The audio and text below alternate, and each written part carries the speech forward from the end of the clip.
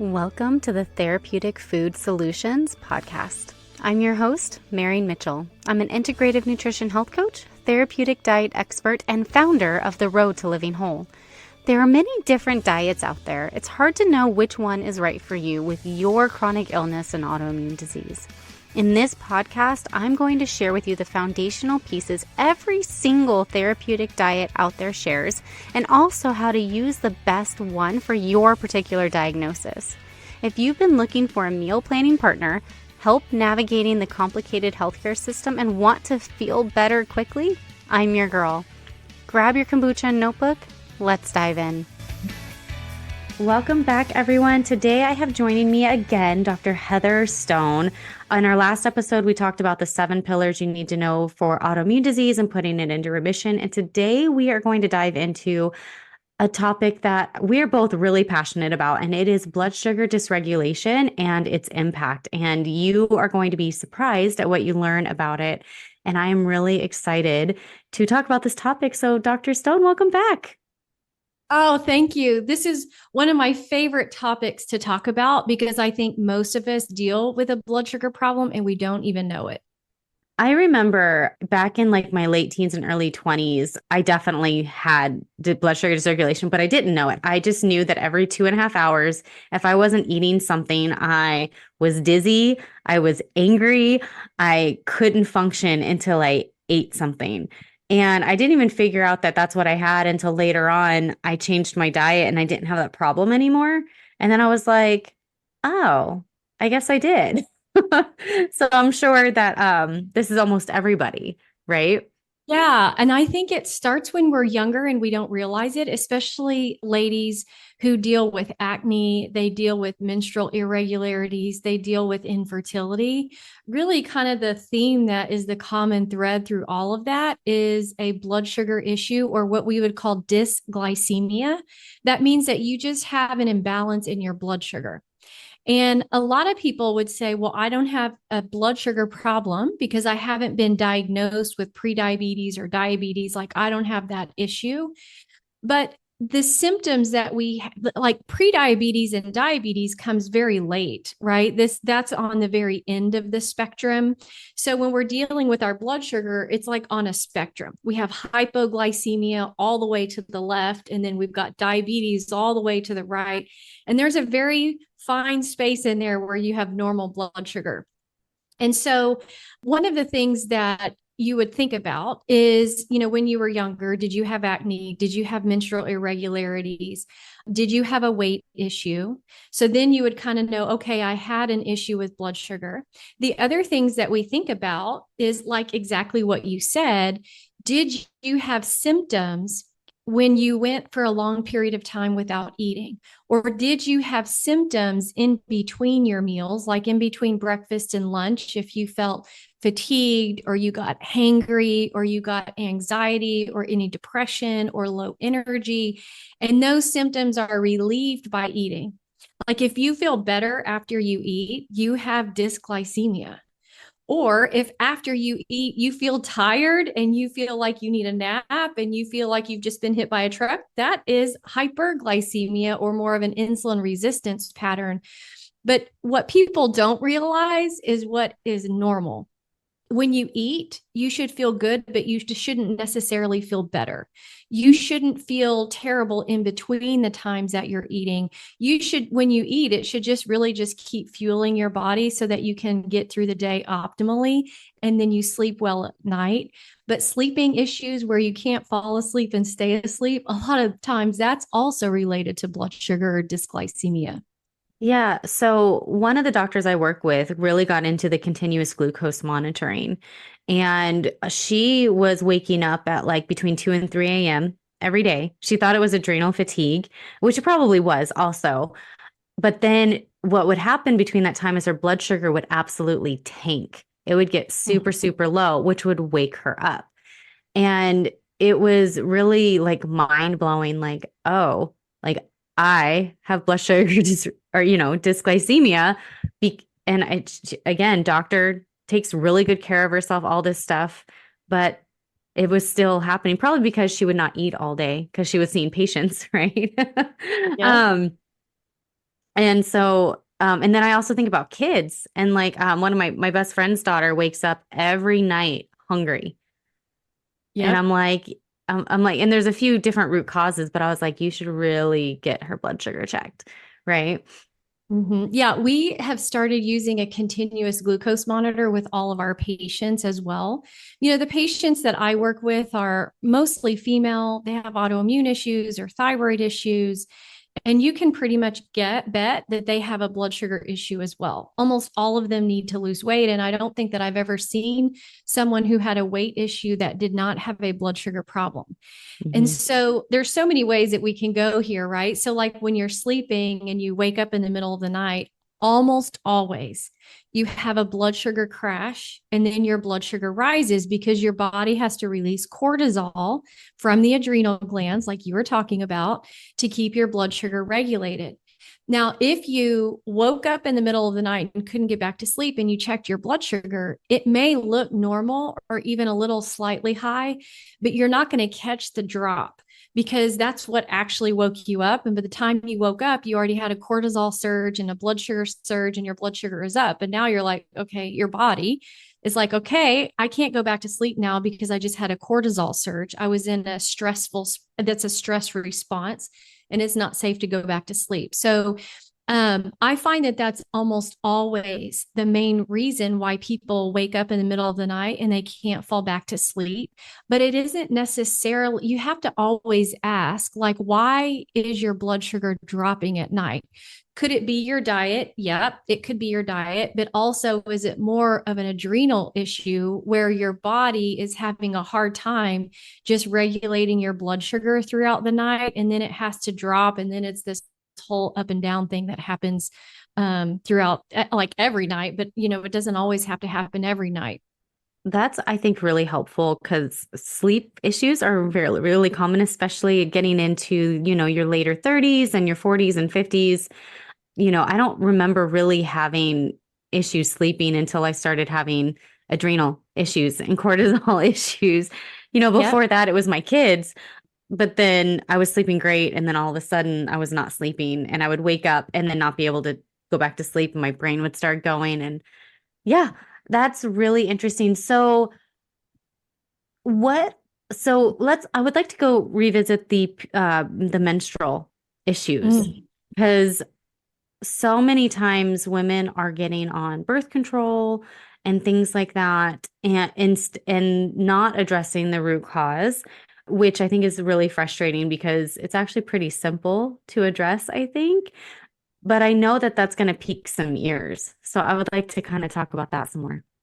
Yes. So, what happens when we have more of an insulin resistance? Meaning, like when your blood, like if you eat bread, pasta, rice, potatoes, your blood sugar is going to spike, and cookies, cakes, candy, soda, all of those things, right?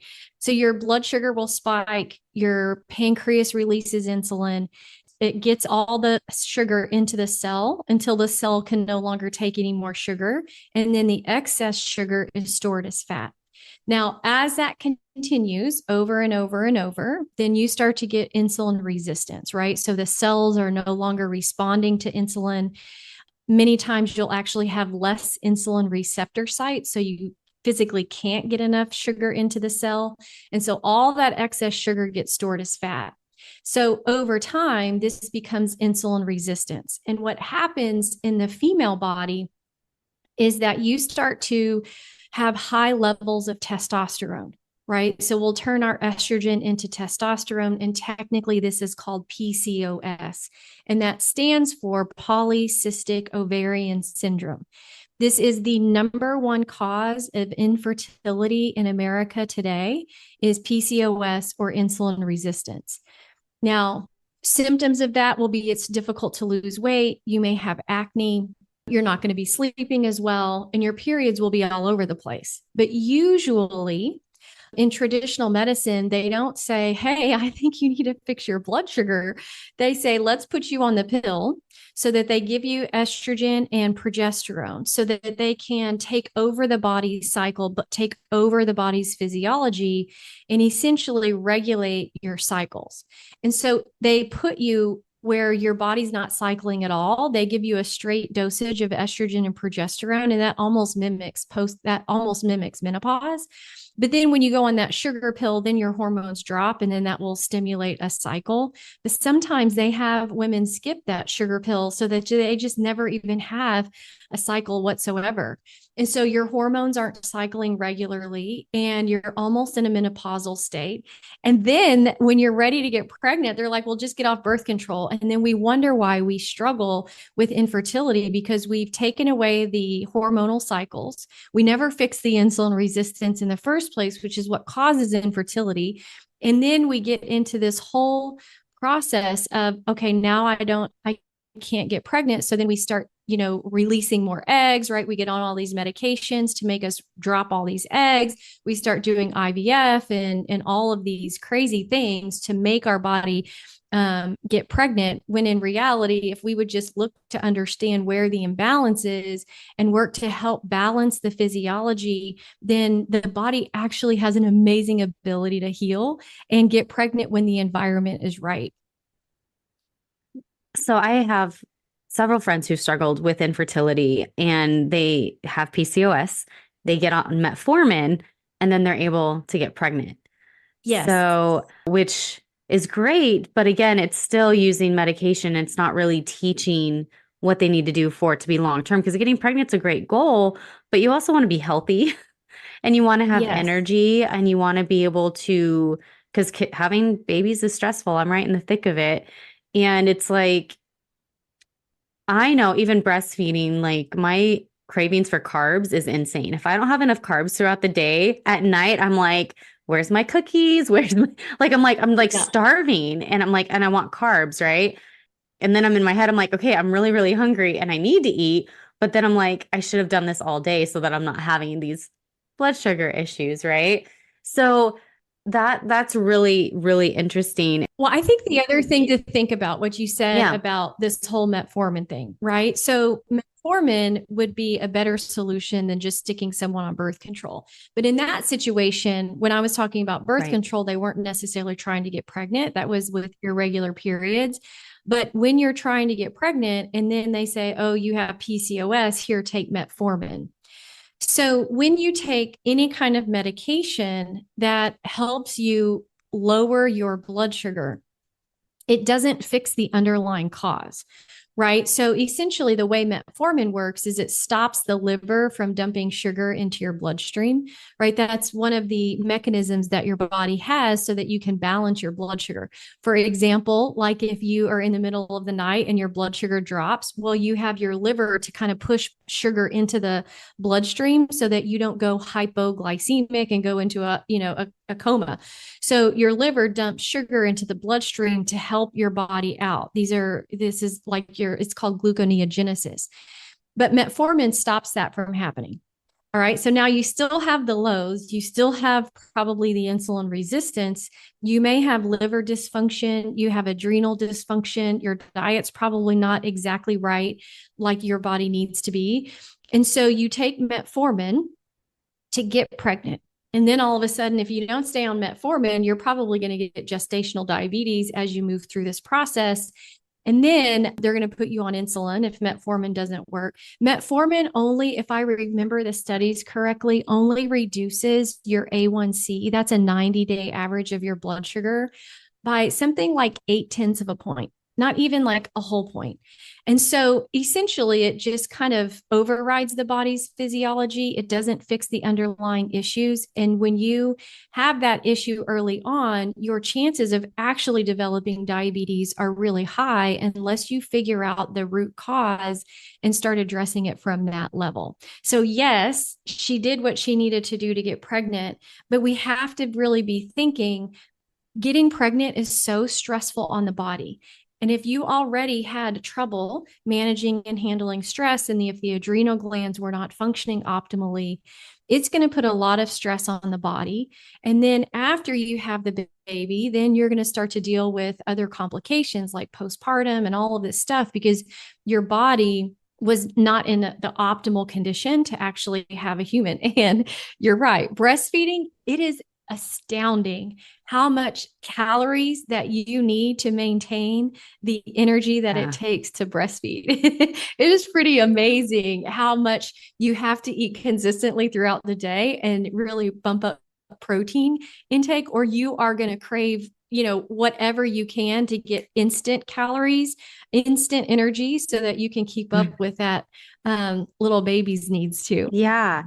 What are some of the root causes of dysglycemia, and what can women listening to this do right now before, going and getting expert help to just start getting this under control? Well, first, let's talk about what are some of the underlying causes. All right. So, first of all, one underlying cause can be an underlying infection, right? So many people have underlying bacterial infections or viral infections that they're not quite aware of. Usually I find this in the sinuses, in the gut, in the teeth, right? In the gums or the teeth. So they'll have hidden infections that they're not aware of. And these infections make your blood sugar go up. Like any diabetic would tell you, like when they got the flu or they got a cold, their blood sugar was up. But these can be underlying infections that you're not fully aware of, or maybe you have them, or a UTI, that can be another place. And this will raise your blood sugar. The other thing that can be a cause is liver dysfunction or fatty liver. Many women have issues with their detoxification pathways, like how the body detoxifies, and the liver's a huge part of this. And like I said earlier, the liver plays another huge part in helping to manage and balance your blood sugar. And then one of the other causes that's linked to detoxification is when your cells pull in glucose from the blood, they use that glucose to make energy or ATP. Now, when they make energy or ATP, ATP is energy, and it's required in every single physiological or biological biochemical pathway in the whole body, right? Like energy. So your body needs that energy or ATP, but as a byproduct or a waste product comes a reactive oxygen species, or you can think about it like garbage. Right? Like when we're cooking in the kitchen and we're cutting up our vegetable, it's like the onion peel or the top and the middle of the bell pepper. Like we have things that are left over that need to be taken to the garbage. We've got a lot out of it. We had uses for it, but now we got to get rid of the waste. So if you don't clear out that waste, if you can't properly detoxify that waste, it starts to damage DNA. It starts to accelerate the aging process. That's why we use antioxidants, right? Antioxidants kind of neutralize this and help you clear it out of the body. But if you don't have enough antioxidants, if your detoxification pathways aren't working properly, then these waste products start building up. And then it communicates back to the cell. The cell's like, oh, I cannot take any more glucose in because I got this waste product here building up, causing all this inflammation. So then it starts to make the cell insulin resistant. And then it starts to have more glucose in the blood, and then you start storing more of that as fat, and you start to have a weight problem. So that's a huge underlying cause, right? And then that causes an underconversion issue with thyroid. And then we start to get low thyroid, and the body is so magical. It all works together, and everything is connected, and it's all trying to help you, and it's moving you as much towards survival as possible. So another cause is adrenal gland dysfunction. Your adrenal glands are two small glands that sit on top of the kidneys, and they help you manage your stress. They help you balance your blood sugar. They help you wake up. They help with your energy throughout the day. They help you fall asleep at night. They're responsible for that circadian rhythm. They also help us with our sex hormones. And it is extremely important to make sure that your adrenal glands are optimized as you're moving into menopause, because as you move into menopause, ladies, you don't completely get rid of your hormones. I know most of us think that when you get through menopause, you have no hormones, but that is not the case, or at least it shouldn't be the case. So your adrenal glands keep up the production of DHEA, estrogen, progesterone, testosterone, so that we can maintain brain health and bone health and all of those amazing things. But you have to have healthy adrenal function. And then the other cause is your gut function or leaky gut, inflammation in the gut. Your gut microbiome plays a huge role in balancing your blood sugar. And then you look at food and food sensitivity. So a lot of times we don't realize that we may have a sensitivity to a food and it's raising our blood sugar, but the food might be considered healthy. And so we have to really understand how our bodies works. That's why I love using a continuous glucose monitor, because we can see when patients are eating the foods they should be eating, that sometimes foods are not good for them. For example, eggs. Eggs are a perfectly healthy, wonderful food, but sometimes people have a sensitivity to them and they're not healthy for that individual because they have an immune response, or shellfish, or nightshades, or lectins, right? So patients, I give them kind of like a baseline of where we're going to start with the food. And 9 times out of 10, as we're fixing all the other stuff, the food, the baseline is good enough and we can get them to heal. But then if it's not, and we see them having big spikes, and we can kind of detail out what did they eat and we kind of can play with it, then you can customize how the body's responding. The other thing I would say with your adrenal glands and stress, it's very important that you understand the level of stress that you're under plays a direct impact on your blood sugar. So when we are in a state of fight or flight, our blood sugar is going to be elevated. So when we are pushing through doing what we need to do, when we are busy moms and we're working or running a company or whatever it is that we're doing, and we're kind of pushing through and we never give our bodies a break to actually relax and get out of that state of fight or flight, your blood sugar is going to be elevated. I was having issues with variability, right? Meaning like my blood sugar would go really high and really low. And I couldn't eat fruit. If I even looked at an apple, my blood sugar would be like at 130. I mean, even if I took a bite or I ate the whole darn thing, it was like 130, 135. My continuous glucose monitor alarms were going off. I'm like, ah. If I ate it with protein, it didn't matter. So I'm like, okay, I'm just going to stay away from apples. So I went to this 7-day meditation retreat, and it was in Mexico. And it was like 7 days in a monastery. It wasn't really in a monastery, it was in a hotel, all inclusive. It was amazing. No stress. I did not work. I mean, I did a few videos, but that's it. And my husband was with me, and I'm like, I'm going to try to eat papaya and dragon fruit because it's my favorite fruits. I'm just going to try it. And I ate papaya, like a whole piece, not just a few bites, a whole piece of papaya. And my blood sugar did nothing. It was like barely goes up and it's just normal. I'm like, oh, and then I eat some dragon fruit and it's totally normal. I'm like, I'm just going to go crazy and eat a mango. And I ate a few bites of mango, no change whatsoever. I mean, slight increase like you're supposed to happen when you eat fruit. And so what that meant to me is that, I mean, I do a lot, right? I see patients, I'm, doing all of this stuff that my body is in a state of stress. Even though I feel like I try to manage it well and I'm taking supplements and I eat well, I think we have to give our bodies a break, and in times where we heal the adrenal gland and we get out of the stress. So many of us are addicted to these fight or flight hormones. Like, even if we don't have stress, I have many patients that are retired, and I'm like, your blood sugar does not match your diet at all. And I've got your liver good. Everything is really good. Your labs look perfect, but your blood sugar is all over the place. I'm like, the only thing else it could be is your stress. And they're like, Heather, I'm retired. My kids are doing great. I golf all day. Money is not a problem. Like, everything's good.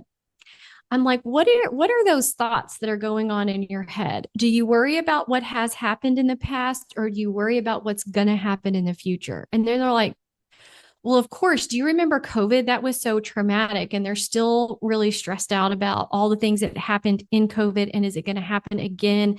They're really worked up about the election that's coming up and politics. I'm like, okay, here we go. Stop the news, get out of the stress. Like, we've got to focus on being in the present moment, being in the now, and not worried about the past or the future, and working to get unaddicted to those stress hormones, but it's recognizing that's where you're at. I love all of that. Like what I have found is stress and nutrition are like the top two. Everything else falls after that. So like there's always we see all these different things we're supposed to do or need to do to be healthy, but it's like in the order of importance, stress and nutrition are like number one. And then after that, you can tweak other things. That was really, really helpful. Good. I Yeah. know, being a health coach, people come to me when they're just feeling like they just can't figure it out. And sometimes it's really not their nutrition, right? It really is that maybe there's a little bit of tweaking that can be done for sure. But for the most part, it's like the stress the stress is interfering with their sleep. Their stress is interfering with, you know, everything. And again, infections are too. So I work with a lot of SIBO people, and the people who cannot get rid of SIBO eventually will go to like a functional dentist, resolve underlying Mm-hmm. infections, and then they never have SIBO again, right? So Yeah. I think the power of really figuring out the root cause is so, so important. And it's a lot of times if we try everything else, we really do need that expert help. And I wish we weren't the last resort. I wish we were the first, because we would save so many years of like frustration and heartache and all of this stuff. And I know for women, like I'm thinking back, like in my teen years, I had that cystic acne, right? If I wasn't working out an hour and a half a day, 5 days a week, my weight was climbing, and I was eating the typical, I think typical diet, lots of ramen, lots of granola and yogurt, lots of calorie restriction. But so it was healthy food and junk food and all the in between. And I was a hot mess, right? Yeah. I think we all were because we didn't have guidance. And I don't know how old you are. I think maybe I'm older than you. I'm 39, But 39. yes, I'm older than you, but I was growing up in college and really struggled with my weight and all of these symptoms and acne and bad menstrual periods and all of this stuff. And it was like, okay, you need to eat fat free. I'm like, okay, I'll eat fat free. And so then it was like boxes of fat free cookies and it was taffy and it was Right. all the fat free stuff. And there was no other guidance either at that Right. time. It was like, then I would be like, okay, well, I'm just not going to eat at all. So then it was just like the worst advice. But I think we've come a long way. And that is my mission, is to change the face of healthcare. And it's like, what does that mean? It means that when someone starts to have symptoms or they get their first diagnosis or major concern, that they go to a functional medicine doctor or a health coach or someone first. And then as a last resort, yes, these medications and the drug therapy model may be their only solution or a good solution, but not to wait until you're there and then have to work for years to finally find us as a last resort. But it should be exactly flip flopped. And I think we're making some headway. When I started doing this like 22 years ago, everyone was like, she's crazy. You cannot reverse diabetes. Like, she's the worst person on the planet. She's lying to you. I'm like, no, I am not. I do it every day. And I think that we're actually making some headway in our healthcare system. Thank goodness. Yeah. I have family that are in the medical world, doctors and all of that. And I've had a couple say to me that, yes, they know food matters, but nobody will do it. So why bother? Right. Yep. And then the other thing that happens are the ones that really do care. They say, I don't have the time. I cannot give them Yeah. the time because insurance doesn't pay for that. Right. So then they have to become cash pay, which means all of a sudden they're becoming in the functional world. Right. And then that's a Yeah. little bit taboo. And there's a lot going on in the medical world right now. Right. And so Yeah.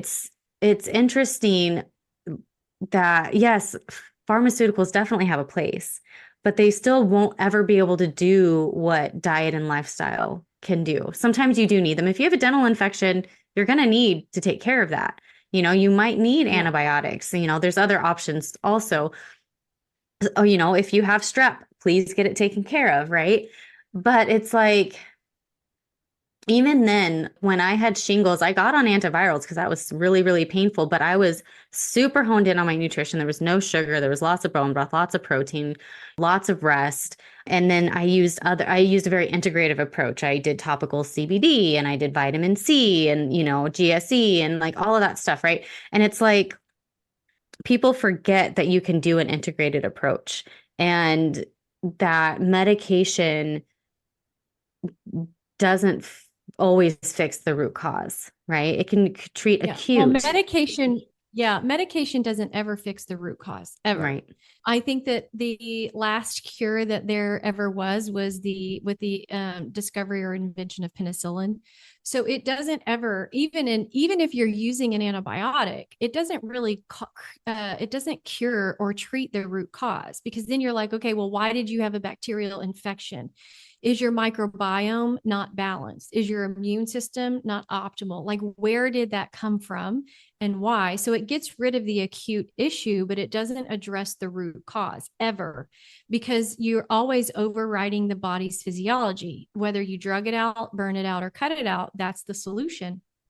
And like we said, that is necessary at times. Sometimes your body gets into an acute state or an emergency state where it cannot overcome what it's dealing with. That's when you need medicine. And I think the frustration that most people have is that they're trying to fit functional medicine into that broken sick care model, and it doesn't work. Nope. Right. And doctors get frustrated too, because they're in a system that they are forced to see people every 5, 10, if they're lucky, 15 minutes, but that's very rare. So they have to see people very, very quickly. It is, what are your symptoms? Here's the drug or the surgery or the thing that goes with that symptom or disease process, and they're off to the next one. Mm-hmm. And their performance is measured on number of visits, prescriptions given, and that's kind of like the metrics. And if you want to try to, you're in the system, but you want to go outside of the system and all of a sudden do all this testing, which insurance doesn't like. If you don't know how the functional medicine medicine world works, and you tried to go cash and you didn't realize that there's other ways to do testing, like the blood work that I do is like $3,500. Most people are not going to be able to do that. But because we're a member of a co-op and a group of doctors kind of buys down the costs of the blood work, that blood work now becomes like 320 and not 3,500. And so there's ways that you can do this, but you kind of have to know how this side of the thing work. But when we try to fit functional medicine into traditional medicine, that's where, first of all, we get disappointed in our doctors because they're not trained in that way, but we expect them to be trained. Secondly, they don't have the tools at the price points that we have, because we're working in a cash model, but they're used to working in an insurance model. An insurance model is to spend the least amount of money to get the diagnosis and the medication or the surgery that you need. They are not interested in optimizing your health. Mm-hmm. And so as patients, we think, well, I pay for insurance. They're supposed to pay for my health care. They should care if I want to optimize my health, but they don't, because essentially they have kind of trained us or made us think that we're paying for health care, but really we are paying for sick care. So that if we just switched it in our mind, like, okay, this insurance is for emergency or sick care. So if I get a disease or a diagnosis, I need to use that for that instance. But if I'm trying to optimize my health and prevent disease processes and live to 120 without diseases and have a great quality of life, you have to go a different route. But the biggest frustration is trying to expect sick care model to help you optimize your health. And it's not set up that way. Doctors aren't trained that way. They're trained for a different thing. So you need to integrate and have a good healthcare team that's going to help you achieve the goals that you want. Now, some people, they don't care about optimizing their health. They just want to deal with the disease and take a pill. And that's why that sick care model is set up. And then there's those of us who really want to optimize and have the best quality of life and the longest life possible. That's optimizing your health. And you have to choose a different route. I love how you put that, and I'm like totally filing that away. You know, and like people say sick care model as a almost a derogatory term in our world, but it's not. Like, with my daughter, I was at a birth center and things were taking so long and it was so uncomfortable that my midwife sent me to the hospital. She was born by the time I got there, but they literally just She did not want no, to they go there. literally just caught her. I had to relax and 18 minutes, two to crowning chaos, and she was in my arms. It was crazy, but but she kind of basically fell out. So she was black and blue, shoulder came out first, so they checked her clavicle. Everything was fine. But the fact was, it was perfect for what we needed it to be, right? But my entire Yep. pregnancy was all about how are you eating? How is your stress? How are things in your home? How can we support you? Here's some tea, make sure you're doing this, make sure you're doing that. And it was just like, so it was optimizing my pregnancy care with a team that really cared and checked in on me and all this stuff versus an OB that's in and out. How are you doing? Here's a handout. Bye. Call me if there's a Yeah. problem. And if somebody's high risk, they need to go the OB route. They need to have their blood pressure Yeah. monitored. They need to have all that. With me, with no health problems whatsoever, I could go a more holistic route, right? And it's like one's not bad or the other, but again, my goal is always optimized health. I want the best care possible. So we're going to pay for that. Right. And I think, especially in our teens, which I think is the hardest thing, and this is where us as moms and grandmas and all of that have to come in, is like your periods being off and having severe PMS is not normal. Right. And I'm struggling. My 15-year-old, even though who was raised on a very healthy diet, I provide healthy food at home. That boy eats nothing but crap because he has money and he has a job and he does not want to eat healthy. If I cook it and it's available, he may or may not eat it. Like it's there, it's in the house, and he will not eat it. And there's like this thing, like this rebellion, right? And it's like we don't realize until we're in our mid 20s when we really are like, we want to start having babies. We're tired of feeling awful that we realize, oh, I probably should have eaten different, right? Yeah. I think I'm struggling too, not necessarily struggling. I have a 20-year-old and a 17, almost 18-year-old. And with my 20-year-old, he was always pushing boundaries. Like we were gluten-free, dairy-free, soy-free, sugar-free, everything else. And so, I was the mom that when they went to birthday parties, they had their own gluten-free stuff. I mean, I have an autoimmune condition, and we know that those are genetic. Right. And if I can control the environment that supports the genes, then they're going to be less likely to have an autoimmune condition. So I was very strict with them when they were growing up. But then in high school, it gets to be more difficult. And my friends would always laugh. They're like, Heather, we brought donuts for the baseball team, and he was the first one to grab one and run around the dugout and eat it. And it was interesting because when my oldest would eat gluten, it would be exactly 48 hours, literally to the minute, that he ate the gluten, that he would get a migraine. And I would help him connect the dots. I'd be like, okay, you have a migraine. I'm not giving you Tylenol. Go to your room and cover your eyes, put a cold water over your head. And then, you don't just get to take a pill to make it go away. Right. So I adjusted him, did all the things. But I was helping him connect it without trying to punish him or discipline him for that, because I really didn't want to create a crazy monster. No. And then when they would break out, I would be like, okay, let's just double check on how you've been eating lately, because I know that you're not good at school. And now this is when they were in high school. And they're like, yeah, we probably have, I need to rein it in a bit. And then my kids are athletes. And so I always try to show them other people that make good, healthy choices to optimize their performance, not just me and not just their dad. And then when they had an injury, I'm like, you've got to take care of the environment to support healing and not to continue inflammation. So I always try to do it with education. And it is quite amazing how they mostly make good choices now. My 20-year-old comes back from college and he's like, can you please give me some vegetables? Our cafeteria, it does not have any fresh vegetables at all. So, slowly making good choices, but it's about educating them, letting them fail, letting connect. I feel like connecting them to any kind of issues that they might be struggling with their health early on before it becomes a major Mhm. issue. Girls, I feel like it's easier, although I don't have girls, but I've had a lot of girl patients.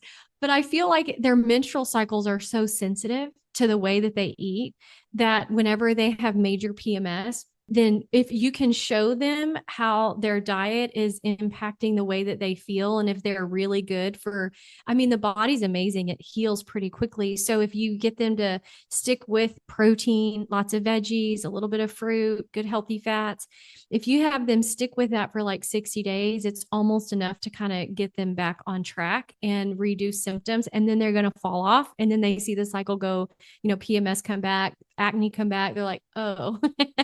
And, we had some friends growing up that their diet was terrible. Like every processed food, they was in their cabinet. And when you looked at their kids, they were always injured. They had terrible acne. They were always tired. And I was trying just to show them, like, we're not judging them, but they're making those choices and we make these choices because our health is our number one priority. Theirs is not, but ours, this is a big priority that we have. And so education and relating symptoms to the foods that we eat, I think has been the biggest thing that's been successful, even though now my 20-year-old, he's just got to make his own choices. Like Right. there's nothing I can do about him, eating Mexican food every other day. Yeah, I think, and then it goes to kind of show that we all kind of are on our own journey.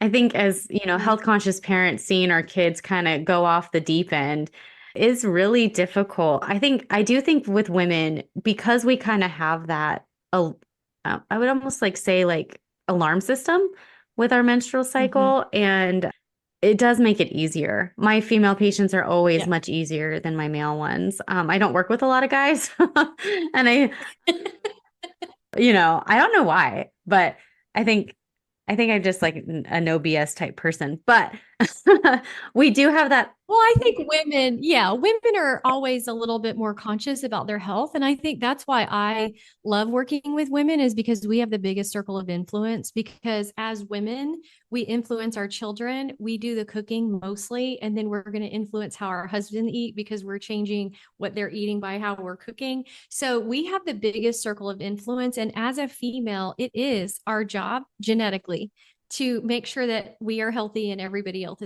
is healthy. We do have a tendency to put our health on the back burner while we're messing with everybody else's, but I think it's starting to turn. I do too.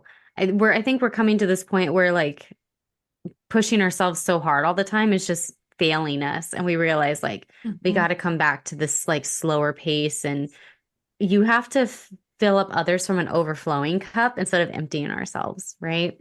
That's right. That's right. The things that we can do to start with the teens and the 20s now, by the time they're in their 30s and late 30s and 40s and going into that, it's going to revolutionize healthcare and hopefully make it more affordable again in all aspects.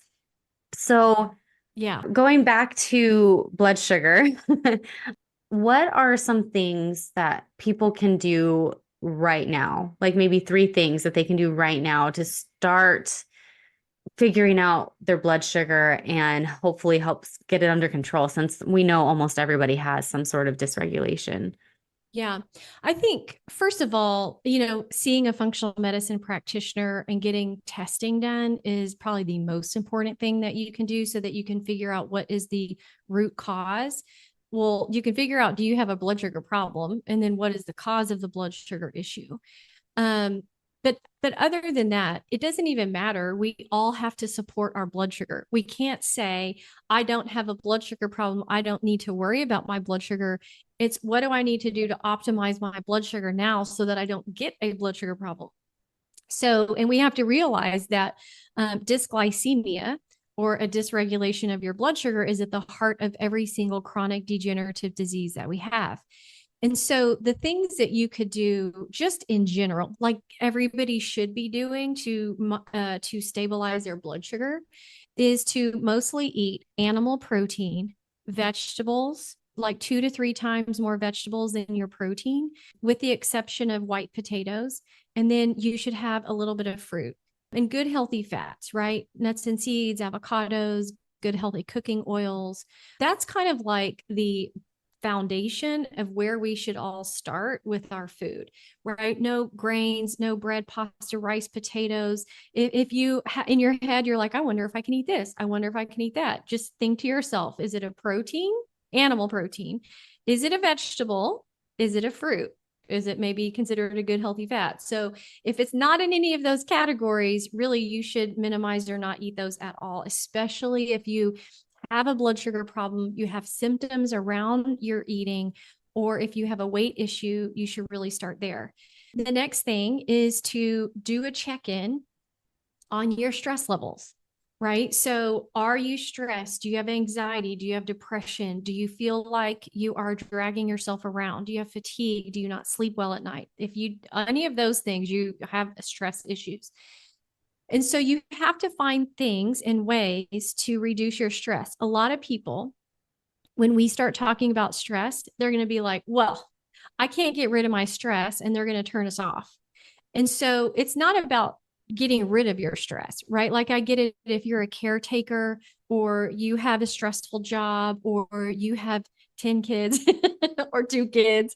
I have some patients that have so many kids. I'm like, oh my gosh, you are an angel because I could not do that.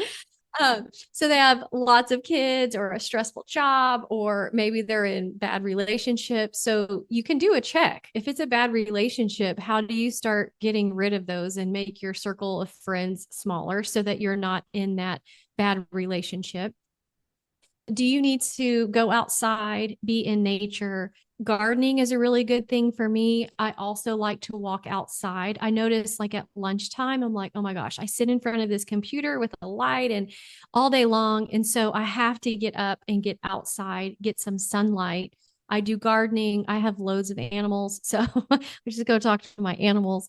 Exercise is a good one too, but you do have to be careful because sometimes we don't have a lot of tolerance for stress and know that exercise is a stress. So you can overdo it and then your blood sugar is going to go up. The other day, I'm wearing a continuous glucose monitor and I did more of a zone 2 low intensity, long fat burning bike ride, right? Like 40 minutes. And then I'm like, oh, I think I should finish my weightlifting workout from the day before. So, I kind of push it and I do, abs and I do legs. And then my blood sugar spiked. And on my continuous glucose monitor, I got a bad score for the weightlifting. I'm like, what happened? And it was just because it was the response of my blood sugar after and as I was doing the weight training and afterwards, it was too much. And I knew it was too much. I was pushing it. So over exercising can be a thing. So the way that you know that you're over exercising is if you should be able to do the same thing the next day. If you exercise and it wipes you out for a day, 2 days, a week, that was too much. Whatever it was, it doesn't matter. It's too much. Now, if you are doing heavy lifting, like if you, like, let's say it's a leg day and you lift a lot, well, your legs are supposed to be sore the next day. So you may not be able to lift weights again the next day. But like, let's say you go on a 40-minute bike ride, you should be able to do the same bike ride the next day. And if you can't, it was too much. So that's kind of how you know if it pushes you over or you require a lot of resting and recovery, then it was too much for the stress level that your body can handle. Meditation is a huge one. In meditation, all it means is that you're sitting in stillness and you stop the thoughts in your brain. Like there's a lot of misunderstanding about what meditation is. Like, there's no gods involved necessarily. You're just getting in your quiet space and you're stopping the running of all the thoughts. And a lot of people will say, oh, I'm just not a good meditator. That's like saying, when you're 3 years old, I'm not a good bike rider. Well, it takes a lot of practice and it's literally training your brain to slow down, training your brain to just stop all the thoughts, the crazy thoughts that we have in our head, and just get into a place where there's no thoughts. And so that is a practice and it takes time. And if you sit down to meditate And you all of a sudden your to-do list starts going on and you've got like all these things to do and there's no way that's just your body trying to get you up and moving you into the stress, right? That's a sign that you're addicted to all those stress hormones. And so training your body every day to kind of sit there in the stillness, even if it's 10 minutes, actually helps to break the addiction of those stress hormones. One of my favorite ways when people don't have the time or just like meditation is almost beyond their capability in the moment is box breathing, where you breathe in for 4, you hold it for 4, you exhale for 4, and then you hold the exhale for 4. Yes. It distracts your brain from your thoughts to counting and holding your breath. Because especially if you're not used to deep breaths, your body's on fire, like your lungs are on fire, right? Or either Yes. you're used to holding an inhale or not used to holding an exhale. And what that can do is kind of break whatever thought pattern it is. Plus, it massages that vagal nerve. It gives you oxygen. And that takes, you do it 4 times, that takes about 2 minutes. And that can almost be like a start. So for the people who are like I was one of those when I first started, I could not, like, yoga was like my to-do list was going through the whole time, right? Until I discovered more of a power yoga, right? Where you're just moving all the time. So you Yeah. cannot be distracted. But when I was first kind of getting into this, I literally could not turn my brain off. Like I started journaling and stuff. Yep. But then when I discovered box breathing, that allowed me to practice letting go of the thoughts. And then I could move into more of a meditative state where I just sat there and just breathed and let my mind be blank. Yes. So, Yeah. I can definitely empathize with the people who are like, I just can't do it. So it's another tool in the toolbox. Exactly. That is the start of meditation, that box breathing, meaning like that. That's how I started too. It was interesting when I started getting into meditation, I didn't know that you could not think. Like I didn't know that that was a thing.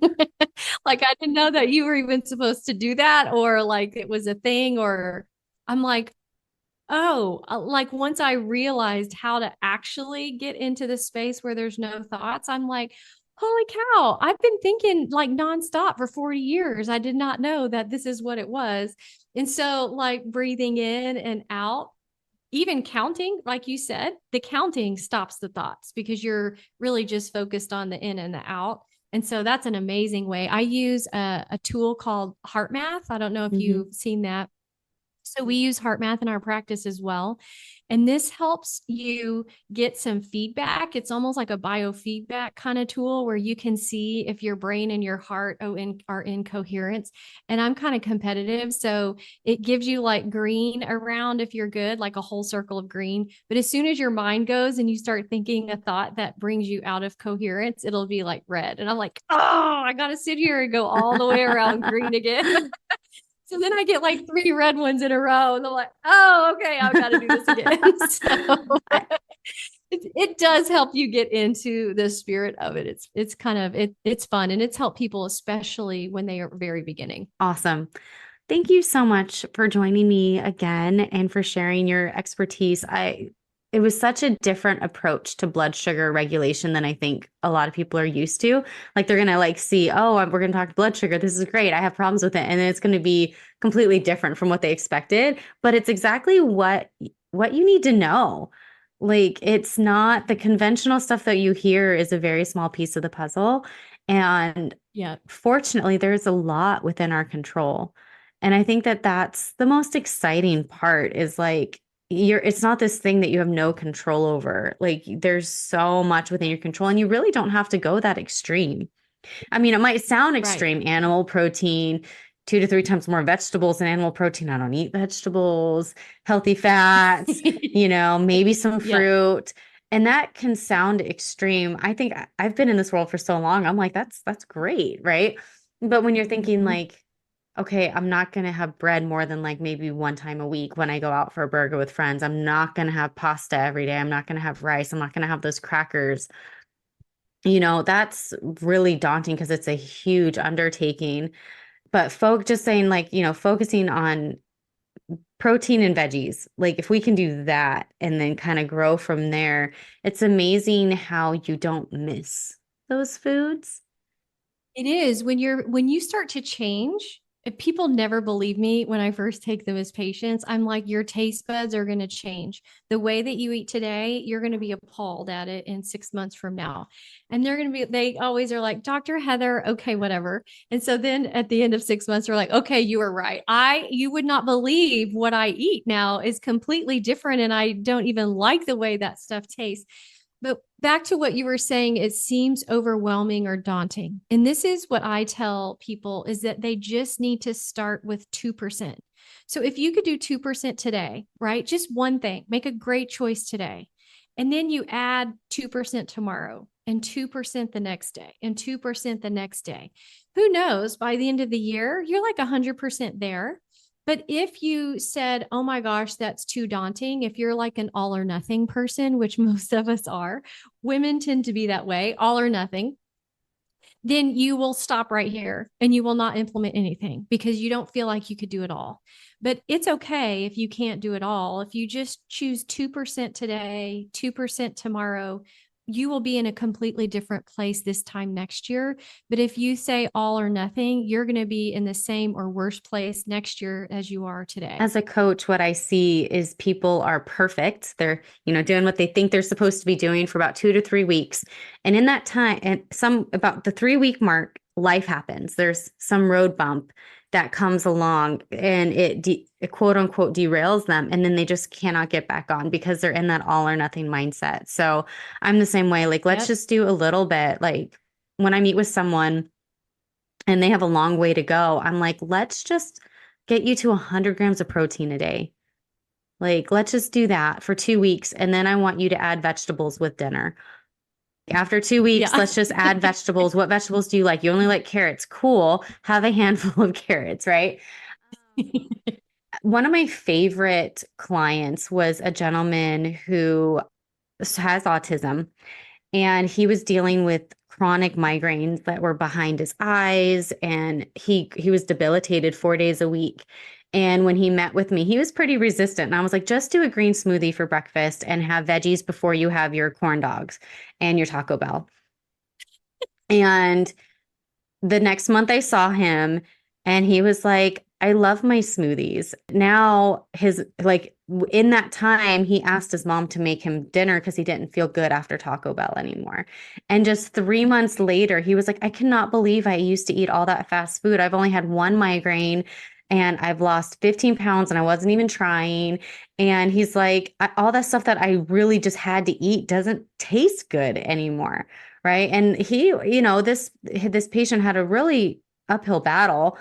Just the simple changes had such a huge impact for him. And I'm like, if he can do it, so can you. And you don't have to go all or nothing. I'm like, still eat your Taco Bell, still eat your corn dogs. I'm like, let's just green smoothie for breakfast and some veggies.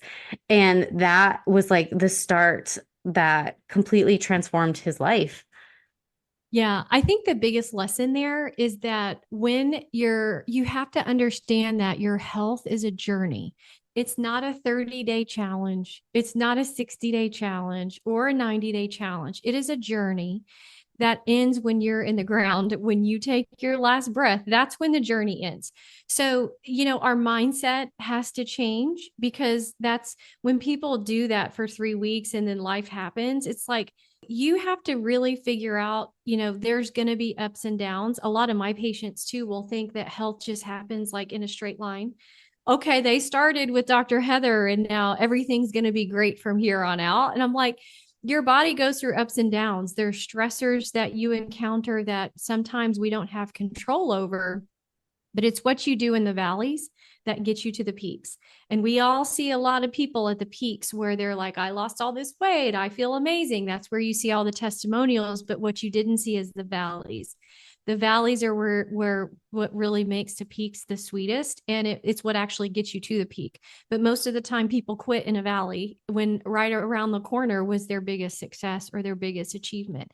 But knowing that this is a journey, knowing that as long as it's an upward trajectory, you're going to get there. Right. But it's never going to be exactly straight line. I'm actually going to go in my Facebook group today and talk. I got stung by a wasp last week or so, and I got stung on my right wrist. Oh, And I'm like, oh God, that is terrible. I live on a ranch. So I was going on an Easter egg hunt, finding all the eggs for my chickens. So I was climbing up on some hay and there was a wasp in there that I didn't see. And the wasp probably was scared of me. So anyway, he stung me. I'm like, dang, that hurts. And I don't clear biotoxins well, right? So my wrist got all swollen and all. So I'm like, okay, whatever. So then I deal with it. And then the next, like 3 or 4 days after that, on the other arm, I like broke out in this huge rash and it was blisters and itching. I'm like, oh my gosh, this is horrible. But see, patients think, probably even me, like they're like, Dr. Heather doesn't ever deal with any of these ups and downs. She's always feeling good, because mostly I do feel great because I eat well. I try to manage my stress. I do most of the things right.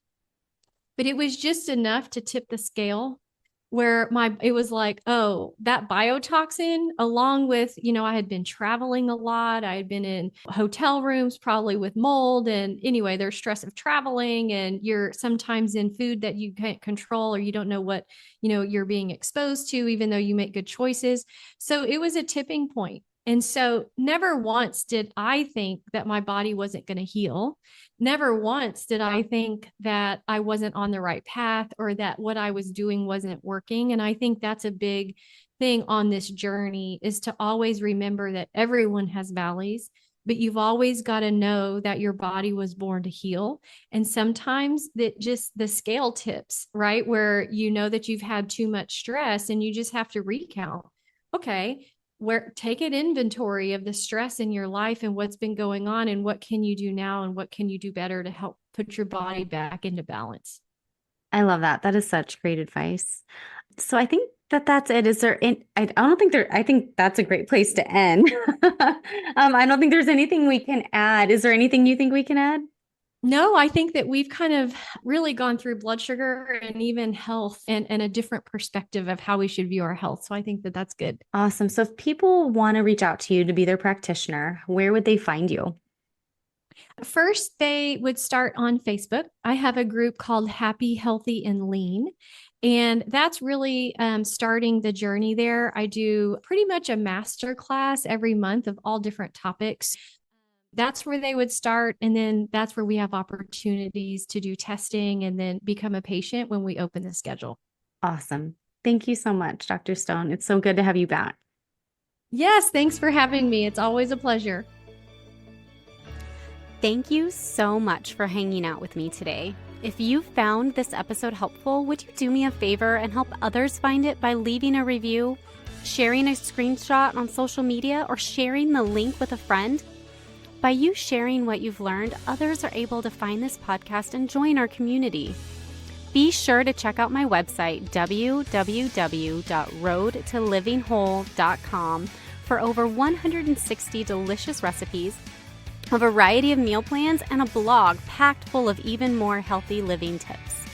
If you'd like to learn more about how to work with me as your coach, you can schedule a free consult through www.roadtolivingwhole.com/health-coaching/. Until next time, friend. Bye.